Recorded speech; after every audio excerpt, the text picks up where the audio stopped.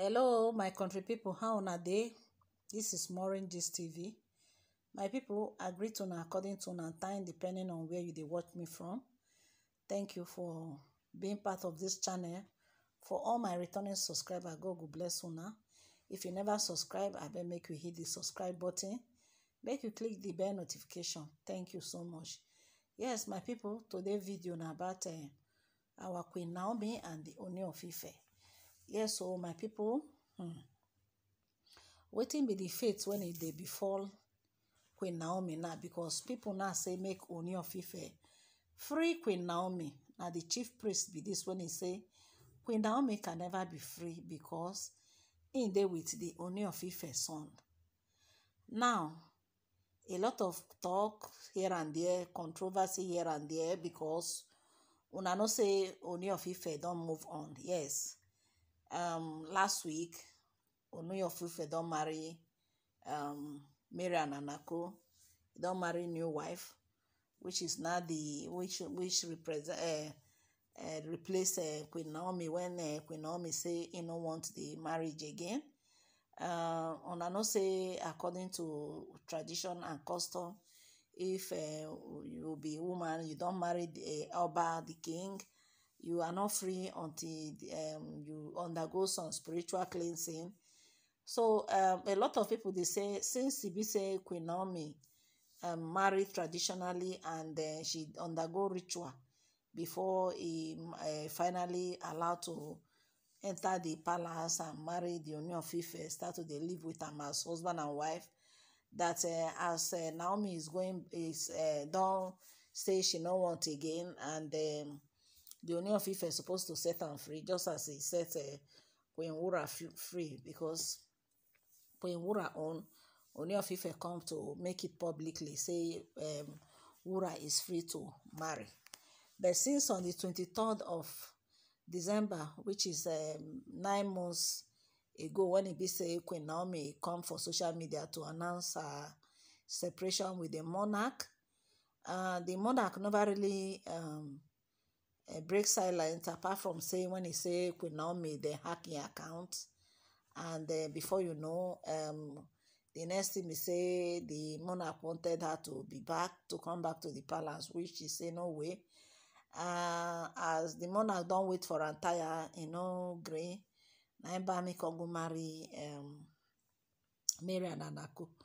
Now, there's a bone of contention. Get wetin be the thing where be say the cocoa of the matter, when it be say he dey into this gist now. The gist now be say, okay, now when be say the Ooni of Ife don't marry, when he don't move on, don't marry, people are still insisting, say by tradition, by right, by tradition, until Ooni of Ife go set Queen Naomi free before she go free to go marry. If not so, if she say, and apart from that, she can never go to marry. One, because the king pikin is, that is Tadenika will still there with her, and Tadenika will by tradition cannot be brought up by another stepfather, while a papa na king. All those kind of talk. I call they say like seriously. Okay, if the king say this kind custom and tradition is binding Queen Naomi, is holding Queen Naomi captive, why will he not try his best to make sure say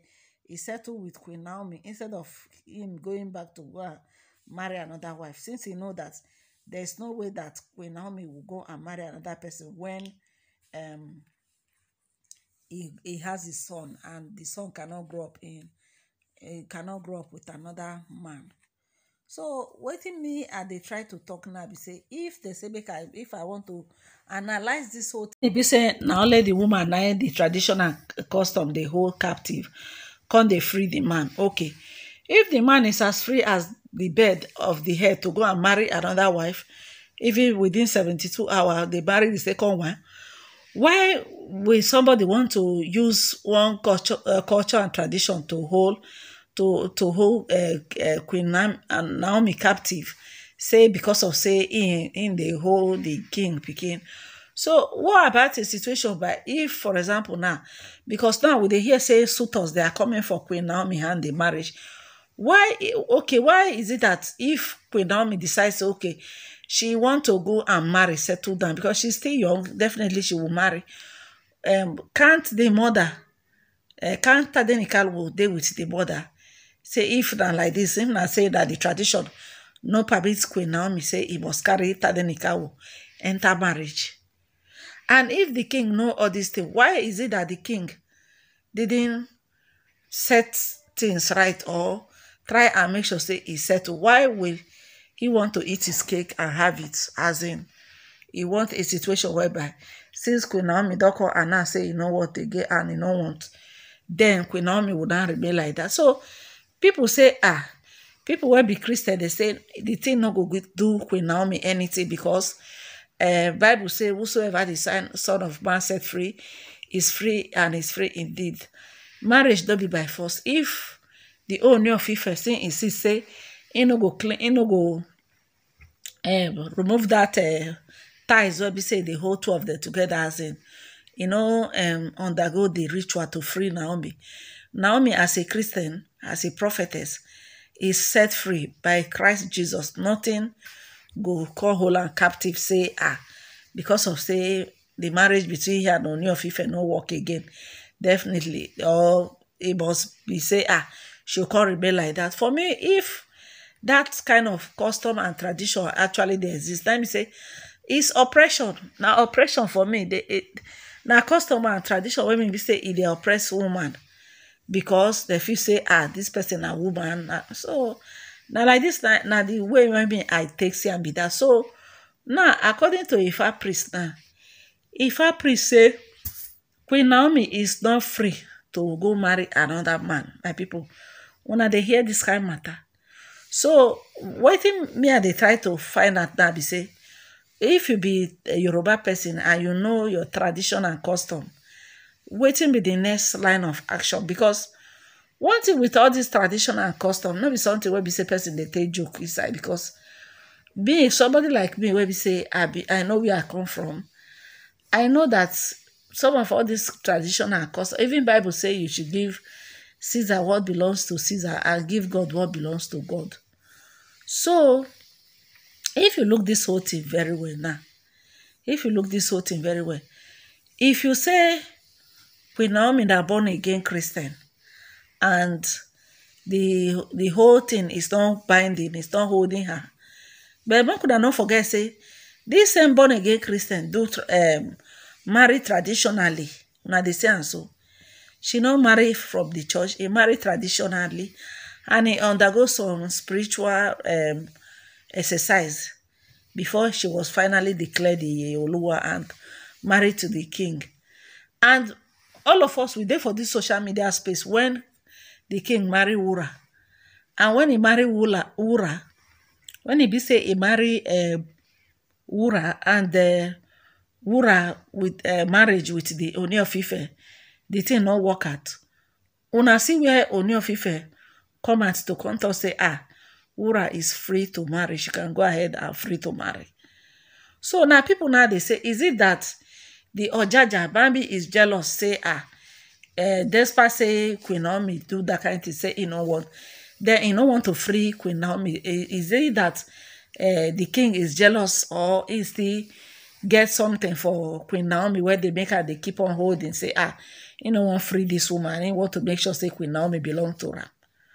Or na jealousy they worry am? Now waiting some people they want to ask, say waiting, or some people just say if he be say no be jealousy, na just because of say the son they with Naomi. Then people now say if the son they with Naomi, then you will not use the son to tie her. There's no way you can use the son to tie her, because the pikin they there. The Naomi mama can easily take care of the son, and Naomi can easily go and marry her husband and start her life, because Tadenika will not go be the only pikin where she go born, because she's still young. Because if Queen Naomi marry all this billionaire where they call house of a hand for marriage, if he pick one marry, definitely she go born for she go born. So my people, this whole thing now, the way the whole thing they go, how una see this matter? What una think about this whole thing? Because for me, I feel say, if actually, because I'm a Christian, and All I know is that traditionally, whatever you are doing, you should do it right. Me, I not be that kind Christian when you be say go say I know they obey the tradition of the land, because if it's not important, nobody go do traditional things. If it's not important, nobody go do traditional marriage. Go just wake up from sleep, go for church, go marry.